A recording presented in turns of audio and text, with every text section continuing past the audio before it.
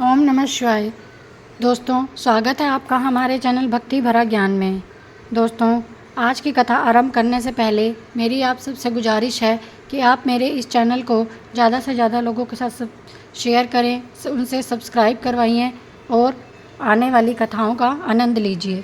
आज हम इसमें सुनेंगे श्रावण मास महात्म्य का 24वां अध्याय, जिसमें हम बात करेंगे श्री कृष्ण जन्माष्टमी व्रत के महात्म्य में राजा मितजीत का आख्यान। ईश्वर बोले, हे ब्रह्मपुत्र, पूर्व कल्प में दैत्यों के भार से अत्यंत पीड़ित हुई पृथ्वी बहुत व्याकुल तथा दीन होकर ब्रह्मा जी की शरण में गई।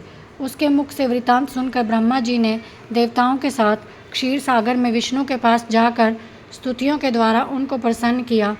तब नारायण श्री हरि सभी दिशाओं में प्रकट हुए और ब्रह्मा जी के मुख से संपूर्ण वृतांत सुनकर बोले, हे देवताओं, आप लोग डरें मत। मैं वासुदेव के द्वारा देवकी के गर्भ से अवतार लूँगा और पृथ्वी का संताप दूर करूँगा। सभी देवता लोग यादवों का रूप धारण करें। ऐसा कहकर भगवान अंतर्ध्यान हो गए। समय आने पर देवकी के गर्भ से उत्पन्न हुए। वासुदेव ने कंस के भय से उन्हें गोकुल पहुँचा दिया और कंस का विनाश करने वाले उन कृष्ण का वहीं पर पालन पोषण हुआ। बाद में मथुरा में आकर उन्होंने अनुचरों सहित कंस का वध किया।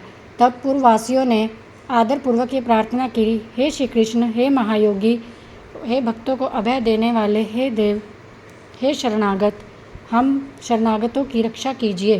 हे देव, हम आपसे निवेदन करते हैं, इसे आप कृपा करके हम लोगों को बताएं। आपके जन्मदिन के कृत्य कहीं भी कोई नहीं जानता। वह सब आपसे हम जानकर उस जन्मदिन पर वर्धापन नामक उत्सव मनाएंगे।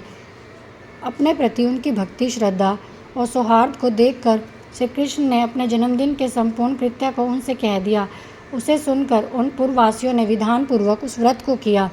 तब भगवान ने प्रत्येक व्रतकर्ता को अनेक वरदान प्राप्त करे। इस प्रसंग के इतिहास में एक और प्राचीन है। अंग देश में उत्पन्न एक मितजीत नामक राजा था। उसका पुत्र महासेन सत्यवादी था तथा सन्मार्ग पर चलने वाला था। वो सब कुछ जानने वाला राजा अपनी प्रजा को आनंदित करता हुआ विधिवत पालन करता था। उस प्रकार रहते हुए उस राजा का अकस्मात दैव योग से पाखंडियों के साथ बहुत काल पर्यंत साहचर्य हो गया और उनके साथ से वह राजा अधर्म प्रायण हो गया। वह राजा वेद शास्त्र पुराणों की निंदा करने लगा, वर्णाश्रम के धर्म के प्रति द्वेष भाव से युक्त हो गया। हे मुनिश्रेष्ठ, बहुत दिन बीत जाने के बाद काल की प्रेरणा से वह राजा मृत्यु को प्राप्त हुआ और यमदूतों के अधीन हो गया। यमदूतों के द्वारा पाश में बंद कर पीटते हुए यमराज के पास ले जाते हुए बहुत पीड़ित हुआ। दुष्टों की संगति के कारण उसे नरक में गिरा दिया गया और वहाँ बहुत समय तक उसे यातनाएं दी गई। यातनाओं को भोग कर अपने पाप के शेष भाग से वह पिशाच योनि को प्राप्त हुआ।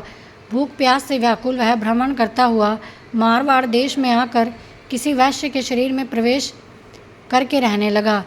वह उसी के साथ पुण्यदायिनी मथुरा नगरी चला गया। वहाँ पास ही के रक्षकों ने उस पिशाच को उसके गृह से निकाल दिया। तब वह पिशाच वन में तथा ऋषियों के आश्रम में भ्रमण करने लगा। किसी समय देवयोग से कृष्ण जन्माष्टमी के दिन व्रत करने वाले मुनियों तथा द्विजों के द्वारा महापूजा तथा नाम संकीर्तन आदि के साथ रात्रि जागरण किया जा रहा था। वहाँ पहुंचकर उसने विधिवत सब कुछ देखा और श्री हरि की कथा का श्रवण किया। इससे वह उसी क्षण पाप रहित, पवित्र और निर्मल मन वाला हो गया। वह यमदूतों से मुक्त हो गया और प्रेत योनि छोड़कर विमान में बैठ दिव्य भोगों से युक्त हो विष्णु लोक पहुँच गया। इस प्रकार इस व्रत के प्रभाव से पिशाच योनि को प्राप्त उस राजा को विष्णु का सानिध्य प्राप्त हुआ। मुनियों ने पुराणों में इस शाश्वत और सर्वलौकिक व्रत का पूर्ण वर्णन किया है। सभी कामनाओं को पूर्ण करने वाले इस व्रत को करके मनुष्य सभी वांछित फल प्राप्त करता है। इस प्रकार जो कृष्ण जन्माष्टमी के दिन इस व्रत को करता है, वह इस लोक में अनेक प्रकार के सुखों को भोग कर शुभ कामनाओं को प्राप्त करता है। हे ब्रह्मपुत्र, वहाँ बैकुंठ में 1,00,000 वर्ष तक देव विमान में आसीन होकर अनेक सुखों को भोग करके अवशिष्ट पुण्य के कारण इस लोक में आकर ऐश्वर्य से समृद्ध, सभी अशुभों से रहित होकर महाराजाओं के कुल में उत्पन्न होता है। वह कामदेव के समान स्वरूप वाला होता है। जिस स्थान पर कृष्ण जन्मोत्सव का उत्सव विधि लिखी हो, अथवा सभी सौंदर्य से युक्त कृष्ण जन्म सामग्री किसी दूसरे को अर्पित की गई हो अथवा उत्सव पूर्वक अनुष्ठित व्रतों से विश्व श्रेष्ठा श्री कृष्ण की पूजा की जाती हो, वहाँ शत्रुओं का भय कभी नहीं होता। उस स्थान पर मेघ व्यक्ति की इच्छा करने मात्र से वृष्टि करता है और प्राकृतिक आपदाओं से भी कोई भय नहीं होता। जिस घर में कोई देवकी पुत्र कृष्ण के चरित्र की पूजा करता है, वह घर सब प्रकार से समृद्ध रहता है और वहाँ भूत प्रेत आदि बाधाओं का भय नहीं होता। जो मनुष्य किसी के धाम में भी शांत होकर इस व्रतोत्सव का दर्शन कर लेता है, वह भी पाप से मुक्त होकर श्री हरि के धाम में जाता है। इस प्रकार श्री स्कंद पुराण के अंतर्गत ईश्वर सनत कुमार संवाद में सावन मास महात्म्य में जन्माष्टमी व्रत कथन नामक 24वां अध्याय पूर्ण होता है।